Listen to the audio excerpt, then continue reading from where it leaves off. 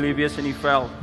Geseënd sal wees die vrug van jou liggaam en die vrug van jou land en die vrug van jou vee en die aanteel van jou beeste en die aanteel van jou kleinvee. Geseënd sal wees jou mandjie en jou bakskorrel.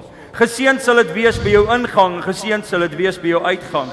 Die Here sal maak dat jou vyande teen jou opstaan, voor jou verslaan word en op een pad sal hulle teen jou uittrek en 7 paaie voor jou uitvlug.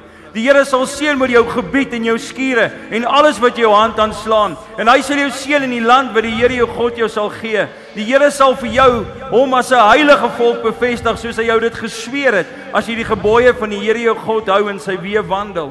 En die volke van die aarde sal sien dat die naam van die Here oor jou uitgeroep is en hulle sal vir jou vrees. En die Here sal die goeie aan jou oorvloedig gee, en die vrug van jou liggaam en die vrug van jou vee en die vrug van jou land, en die land wat die Here aan jou vaders met eed beloof het om aan jou te gee. En die Here sal sy goeie skatkamer, die hemel, vir jou oopmaak, om die reën van die land op die regte tyd te gee en om al die werke van jou hand te seën. En jy sal aan baie nasies uitleen, maar self nooit hoef te leen nie. En die Here sal jou die kop en nie die stert maak nie. En jy sal net boontoe en nie ondertoe gaan as jy luister na die gebooie van die Here jou God wat ek jou vandag beveel het om te doen. Dankie Vader.